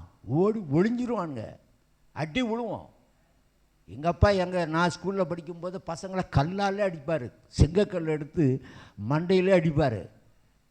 அடி விழும், பயங்கரமாக அடி வாங்குவாங்க. இப்போ அடித்தா வாத்தியார் என்ன பண்ணணும்? உள்ளே போகணும், போய் கம்பியணும். அந்த மாதிரி இருக்குப்பா. ஆகவே கர்த்தர் என்ன? கர்த்தர் நம்மோடு இருக்கிறார். அவர் சேனைகளின் கர்த்தராக இருக்கிறார். நம் இராணுவங்களின் தேவனோடு கூட இருக்கிறபடினாலே நம்ம ஒருபோதும் அற்பமாக எண்ணப்படுகிறவர் அல்ல. என கர்த்தர் நம்மோடு இருக்கிறார். அவர் யுத்தத்தில் வல்லவர், யுத்தத்தில் பராக்கிரம் உள்ள கர்த்தர். அவர் சேனைகளின் முன்னாக கடந்து போகிற கர்த்தர், சேனைகளின் அதிபதியாக இருக்கிற கர்த்தர். அப்போ என்பதை நாம் அறிந்து கொள்ள வேண்டியது அவசியமாக இருக்கிறது. அதனால தான் தாவீது ஆண்டவரோடு இருந்தபடினா ஆண்டவர் சொல்லுகிறத அவன் கேட்டு கர்த்தர் யுத்தத்தில் ஜெயம் பெற வைத்தார். அன்பான கர்த்தருடைய பிள்ளைகளை என்ன ஒன்று சொல்லி முடிக்கும்படியாக விரும்புகிறேன். கர்த்தருடைய நாமம் மையப்படுவதாக. அப்போஸ்தலர் 4:11 வாசிப்போம்.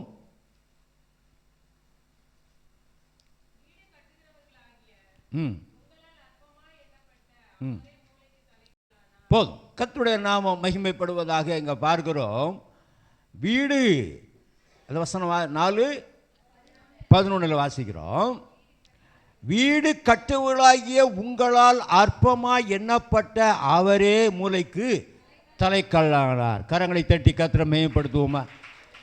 இங்கே பார்க்கிறோம், வீடு கட்டுவர்களாகிய உங்களால் அற்பமாய் எண்ணப்பட்ட அவரே மூலைக்கு தலைக்கல்லானார். ஆண்டவரே அற்பமாய் எண்ணாங்க. என்ன ஆண்டவரை அற்பமாக என்னென்ன காரியத்தை அவங்க சொல்லுங்க பார்ப்போம். என்னென்ன சொன்னாங்க? இயேசுவை குறித்து என்ன சொன்னாங்க? பிசாசுகளின் தலைவன் சொன்னாங்க, தச்சனுடைய குமாரன் என்று சொன்னாங்க, யோசேப்பின் குமார் என்று சொன்னாங்க. இதை இவரை பற்றி தான் தெரியும் ஐயா, இந்த அவனார் மகன் சொன்னாங்க.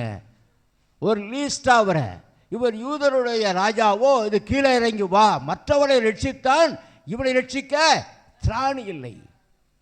எவ்வளோ கேவலப்படுத்தினாங்க, காரி உமிழ்ந்தார்கள், கன்னத்தில் அடித்தார்கள், நிந்தைகள் அவமானம் பட்டார் ஆண்டவர். அவர் ஆகாது என்று சொன்னார்கள். அன்பான கர்த்தருடைய பிள்ளைகளே, அப்போ ஆகாது என்று தள்ளப்பட்ட கல் தான் மூளைக்கு தலைக்கல் ஆயிற்று. ஒரு கட்டடத்தை கட்டுவதற்கு முதல் கல் இந்த மூளையில், சனி மூளையில் தான் வைப்பாங்க. 2 கல்லை வச்சு அதுக்கு பண்ணுற பூச்சியை பார்த்தீங்கன்னா இவங்க சூடத்தை புகழ்த்துவான், எலுமிச்சம்பழத்தை அறுத்து விடுவான், பார்த்தீங்கன்னா அப்படி பண்ணுவான், அப்படி மாலையை போடுவான். அதுக்கு சடங்காச்சாரம் இன்னைக்கு கிறிஸ்தவர்களை செய்கிறாங்க.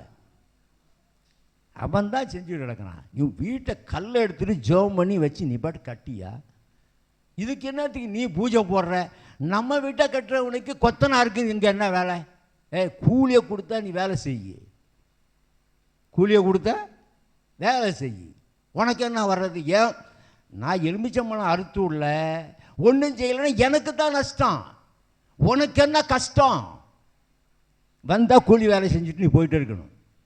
இன்றைக்கி பெந்தகோஸ்து சபையில் இருக்கிறோம், ஆண்டவர் சிலர் வைராக்கியமாக இருக்கிறாங்க.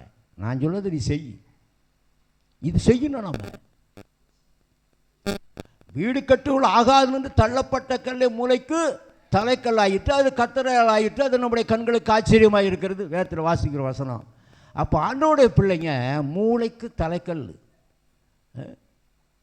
கல் வச்சு கட்டடம் கட்டுறோம்னா நாம் ஆண்டவரை மையப்படுத்தி ஜெபம் பண்ணி கல் எடுத்து வைக்கிறோம். அதுதான் நல்லது. அதுதான் ஆண்டவருடைய பிள்ளைங்க. மற்றவர்கள் செய்கிற காரியத்தை நாம் செய்யக்கூடாது. எலுமிச்சம்பழம் எதுக்காக இருக்கிறது? ஜூஸ் புழிஞ்சினாலும் சாப்பிடுங்க, வர்றவங்களுக்கு கொடுங்க.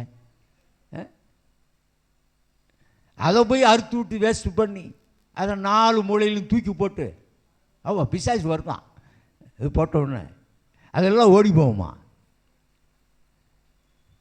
இல்லை, தேவையில்லாத ஒரு காரியத்தை செய்யக்கூடாது. ஆண்டவர் தள்ளப்பட்டவர் தான்.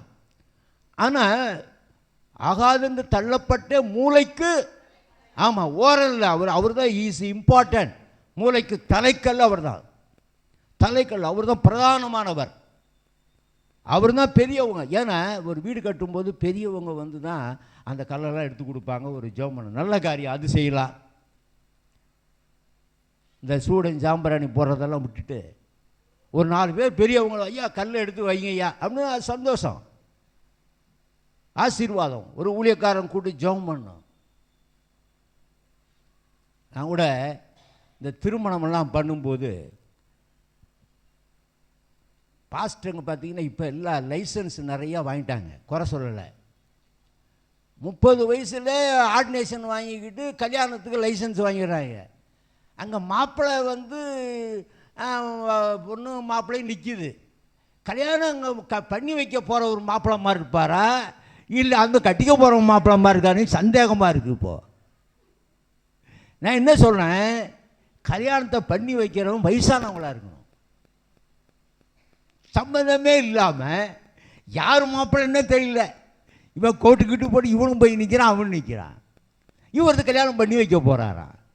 நான் ரொம்ப எதிர்ப்பு தெரிவிப்பேன். அதெல்லாம் ஒழுங்கு இல்லை. முதல்ல நீ 50-60 வயசுக்கு மேலே வந்து கல்யாணத்தை பண்ணி வை.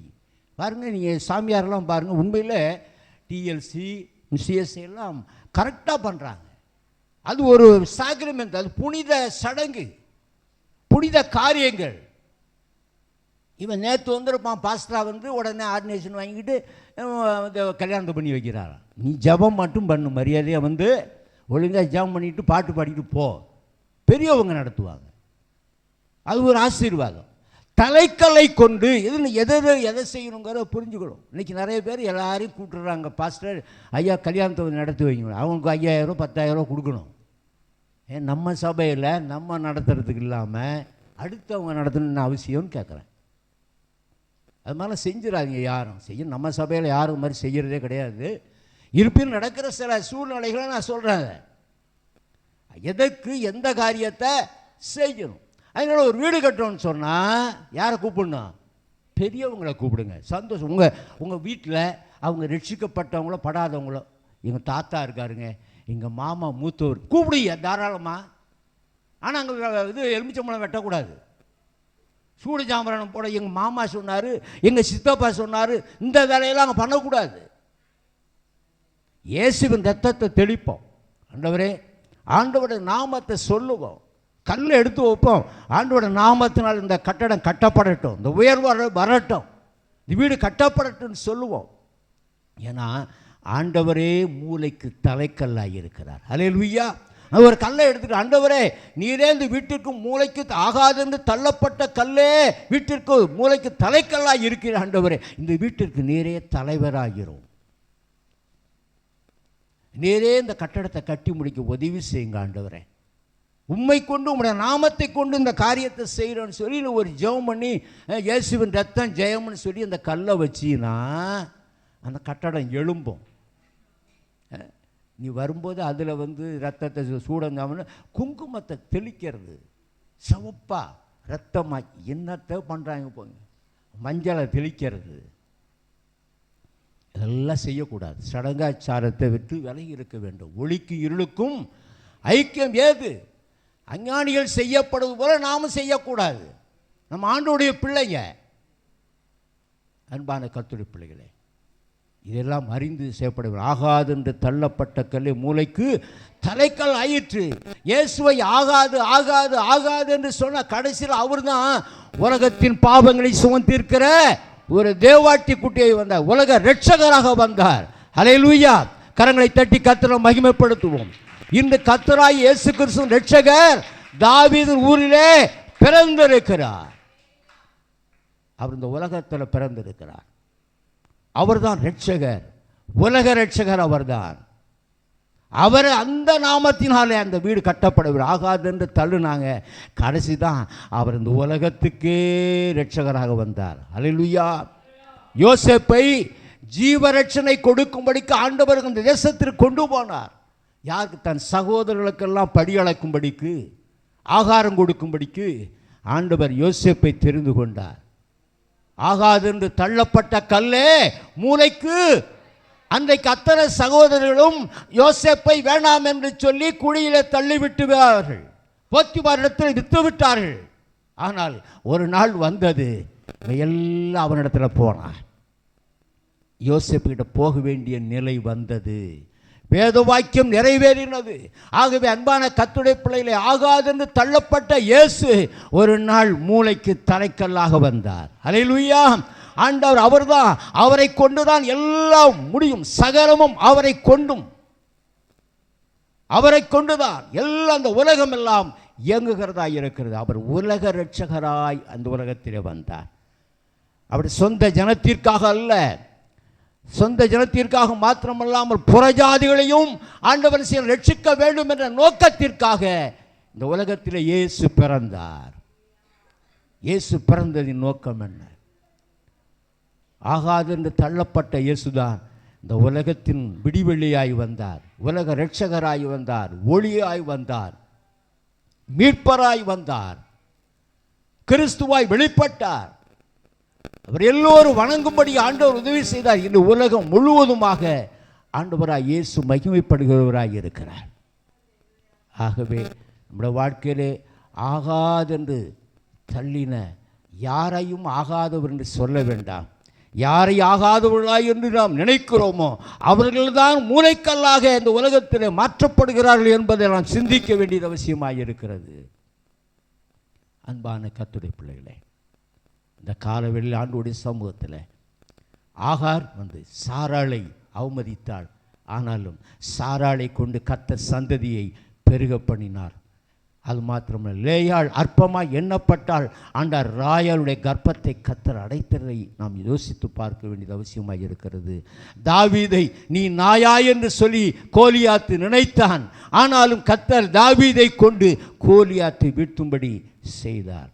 ஆயக்காரனும் பரிசேயனும் ஜெபித்ததை நாம் பார்க்கிறோம். ஆண்டவர் பாவியாகிய என் மேல் கிருபையாயிரும் என்று சொன்ன அந்த ஆயக்காரனை கர்த்தர் என்ன செய்தார்? நினைத்தருளினார் என்பதையும் மறந்து போக வேண்டாம். அதுபோலவே ஆண்டவராய் இயேசு அவர் ஆகாதவரிலிருந்து தள்ளப்பட்டாலும் அவர்தான் அந்த உலகத்தின் விடிவெள்ளியாய் இரட்சகராய் மீட்பராய் அவர் இந்த உலகத்தில் வந்தார் என்பதை நாம் அறிந்து கொள்ள வேண்டியது அவசியமாய் இருக்கிறது. ஆகவே அன்பான கர்த்தருடைய பிள்ளைகளே, இங்கே குடி வந்திருக்க நாம் எவரையும் அற்பமாய் எண்ணாதபடிக்கு நம்மிலும் மேன்மை உள்ளவர்களாக நாம் சிந்திக்கும் போது கர்த்தர் நிச்சயமாகவே நம்முடைய குடும்பத்தை ஆசீர்வதிப்பார், நம்முடைய பிள்ளைகளை கர்த்தர் ஆசீர்வதிப்பார். நமக்கு விரோதமாக இருக்கிற எல்லா தடைகளை கர்த்தர் இயேசுவின் நாமத்தினாலே உடைத்து போடுவார். கர்த்தருடைய வாழ்க்கையிலே ஜெயத்தை கொடுக்கிறவராக இருக்கிறார். ஆகவே தாவீதை போல நாம் இஸ்ரவேலின் இராணுவங்களின் தேவனுடைய பட்டாளத்திலே நாம் சேர்ந்திருக்கிறபடினாலே, கர்த்தர் நமக்கு முன்னாக கடந்து போகிறபடினாலே, அவருடைய காரியத்தில் அவரோடு கூட நாம் இணைந்து அவர் ஜெபிப்பதும் வேத வாசிப்பதும் இருப்போமானால் கர்த்தர் நமக்கு எதிராய் வருகிற எல்லா போராட்டத்தையும் ஜெயிப்பதற்கு நமக்கு கர்த்தர் பலனை தருகிறவராக இருக்கிறார். கண்களை மூடி நாம் ஜெபிக்கலாம். கர்த்தருடைய நாமம் மகிமைப்படுவதாக.